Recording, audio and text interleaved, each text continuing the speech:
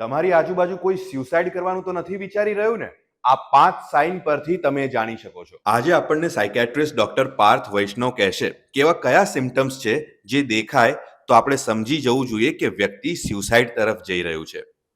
પહેલા તો આપણે જોવા પડે બિહેવિયરલ ક્યુઝ. જો વ્યક્તિ પોતાની જાતને અનયુઝ્યુઅલી આઇસોલેટ કરતો હોય, પોતાના ફેમિલીથી, પોતાના સોશિયલ એક્ટિવિટીઝથી અથવા પોતાના ગમતા ફ્રેન્ડ્સથી. પણ આઇસોલેટ કરવું પડે ને સાહેબ. ભાઈબંધો જ નાલાયક હોય તો શું કરવાનું?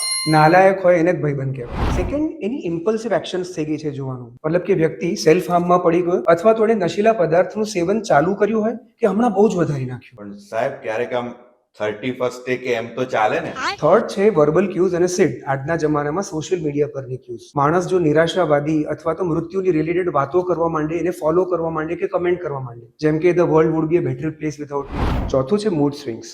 એટલે માણસ હતાશ, નિરાશ, ઉદાસ હોઈ શકે છે અને ઇરિટેટ પણ બહુ થાય. અંદરથી ભાંગેલો, તૂટેલો માણસ બહારથી પોતાને નોર્મલ દેખાડવાની કોશિશ. આ બધા તો પરણેલા પુરુષોના લક્ષણ નથી. પાંચમી ને છેલ્લી મેજર સાઇન છે કે વ્યક્તિ પોતાની જિંદગી સંકેલવા માંડે. એટલે પોતાની ગમતી વસ્તુઓ બીજા લોકોને આપવાની ચાલુ કરે, જાણે એક વિલ બનાવી અને પોતાની વસ્તુ વહેંચવા માંડે. તો પછી કરવાનું શું? આવા વિચાર આવવા, એમાં કોઈ શરમ ન હોવી જોઈએ. આ કોઈ પાપ કે ભૂલ નથી. તમને કે તમારા નજીકના કોઈ પણ વ્યક્તિને આવા સિમ્ટમ્સ હોય તો પ્રોફેશનલ હેલ્પ ચોક્કસ લેજો. આમાંથી તમે ચોક્કસ બહાર આવી શકશો.